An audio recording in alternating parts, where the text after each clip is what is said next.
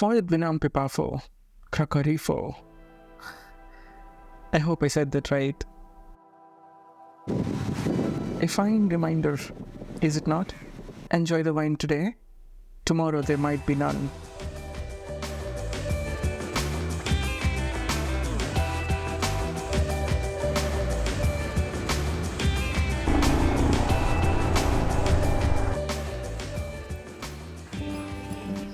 You wake up sometimes with your inner voice screaming, "Enough, you have been lazy and idle for many days. Get back to life now." This morning was one of those, and the voice not only got me awake, but also suggested this. We should read all day today. Although this wasn't the first time such a call had been made, and it usually went unheeded, today was a rare exception. The book that was with me the last few days was this, Journey by Moonlight, but I had already finished it the previous night, and without wasting time, I got back to the one that was parked aside after getting drenched in the rain. I pushed through the initial confusion and soon reacquainted myself with the characters and their unfolding stories.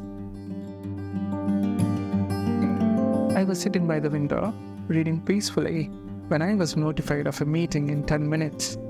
I set aside my book, put on a presentable shirt, and searched for the calendar invite. But I couldn't find it. It had disappeared as the meeting was rescheduled for another day. We'll have to wait, I thought, and I almost reached for my phone. But I was reminded of this. Read a page every time you feel the urge to check your phone. So I put the phone down and returned to the book. The book has started strong.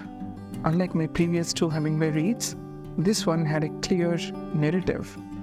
Yet, it soon reverted to Hemingway's signature style of extensive descriptions: fishing, bullfights in Spain, ample drinking, and several men in love with the same woman.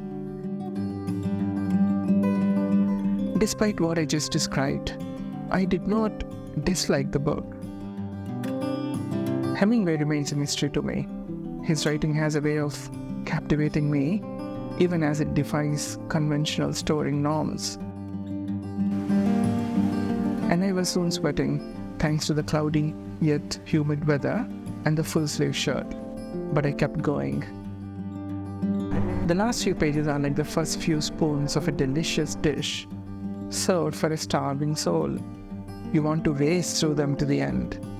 The ending was neither unexpected, desired, nor surprising. Oh, Jake, we could have had such a good time together. Isn't it pretty to think so? If there is one common theme in both books, it's a portrayal of human fragility and fickleness, something I don't often see in modern literature that I end up reading. Contemporary characters usually face a trajectory of success or fame, while characters from both these books navigate a cycle of vulnerabilities, emotions, and desires, with no glory they were after.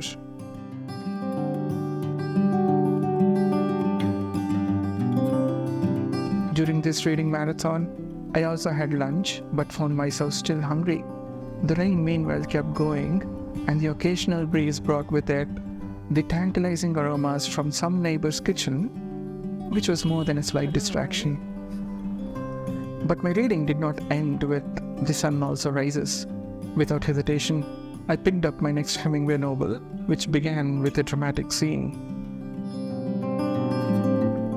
Consumed and possessed by some literary energy, I then grabbed this hefty book, packed it in my bag, and ventured out into the evening drizzle. I paused at the beach, resisted the temptation to stay there all evening, and retreated to my favorite spot by the glass wall. There, I disappeared into 19th century France for 3 hours and more than 100 pages. This book's depth always made me leave it for another day, and how glad I was I finally gave into it. The heart of a woman is such that however arid it may become when the winds of prejudice have blown across it, there always remains one corner that is radiant, the one that God has dedicated to maternal love. Beautiful words, no? So it did happen. I woke up to the voice and I obliged, and the chain of somewhat dreadful days has been broken. We'll see you in the next letter. Wishing you better days. Brooding Brook.